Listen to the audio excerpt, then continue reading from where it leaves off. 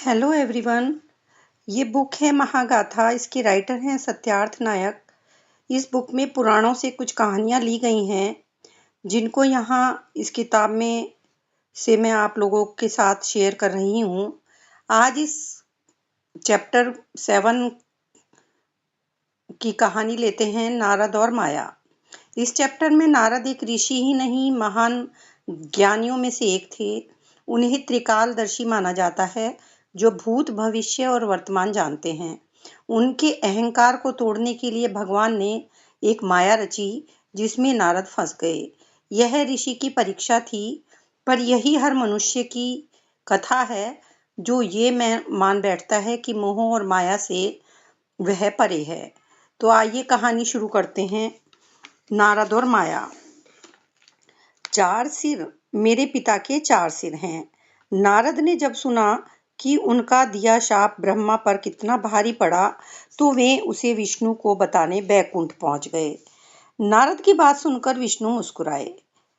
यह सब माया है। माया? माया क्या होती है? मुझे प्यास लगी है नारद, मेरे लिए थोड़ा जल ले आओ, फिर मैं तुम्हें बताऊंगा, विष्णु ने उत्तर दिया। देवऋषि नारद जल लेने नदी के पास गए तो स्तब्ध रह गए। उन्होंने नदी तट के पास एक युवती को खड़े देखा और उसे देखकर नारद की किसी और को देखने की इच्छा ही नहीं हुई। युवती इतनी अलौकिक थी कि नारद विष्णु और उनकी प्यास के बारे में भूल गए। नारद ने उस युवती से विवाह कर लिया और नदी के किनारे रेत पर ही घर बना लिया। अनेक वर्ष बीत गए। देवऋषि नारद पहले पिता बने और फिर दादा। उनका वंश बढ़ता गया और साथ ही उनका परिवार के प्रति स्नेह भी बढ़ता गया। उनका घर ही अब उनका संसार था। वे सुखी जीवन व्यतीत कर रहे थे। एक दिन अचानक बिना चेतावनी के आकाश धूसर हो गया। बिजली कड़की और वर्षा आरंभ हो गई। कुछ ही देर में नदी में बाढ़ आ गई। बाढ़ का पानी इतना प्रवाहपूर्ण था कि नारद का समस्त घर परिवार बाढ़ में बह गया। नारद उस जलधारा में असहाय से घूम रहे थे। सहसा उन्होंने खुद को वैकुंठ लोक में विष्णु के समक्ष खड़े पाया।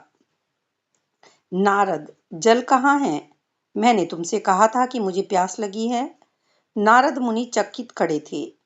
मेरी पत्नी, मेरे बच्चे, मेरा घर, यह दुख उन्हें तीर की तरह चुभ गया। माया, वह केवल भ्रम था। माया, देखा आपने? विष्णु ने मुस्कुराते हुए कहा। यह पीड़ा माया से उत्पन्न होती है, उस भौतिक संसार के प्रति आसक्ति से जो क्षणभंगुर है। यह उसी तरह की भौतिक आसक्ति है जिसे ब्रह्मदेव ने शतरूपा के साथ अनुभव किया। माया भ्रमित कर देती है। वह असीमित को बुलाकर हमसे सीमित का पीछा करवाती है। उसी के प्रभाव से हम भूल जाते हैं कि परब्रह्म ही एकमात्र वास्तविकता, एकमात्र सत्य है। शेष सब कुछ रेत है जो उंगलियों के बीच से फिसल जाती है। माया से मुक्त होकर ही मोक्ष प्राप्त हो सकता है। विष्णु ने ब्रह्मांड को संपन्न होते हुए देखा तो वे फिर मुस्कुराए। तैयार हो जाओ नारद, अभी बहुत सी माया के दर्शन होने शेष हैं। ये इस कहानी का अंत है। इस कहानी से हमें ये शिक्षा मिलती है कि माया और अहंकार से बचना आसान नहीं है। ये केवल ज्ञान से नहीं, अनुभव से समझ में आता है।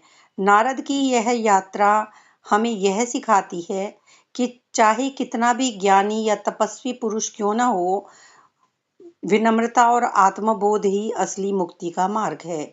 ईश्वर की लीला समझ से परे है। गर्व तोड़ने के लिए ईश्वर माया का सहारा लेते हैं। अब आप लोगों के साथ मैं 8वीं कहानी शेयर करूंगी, जो है जय और विजय।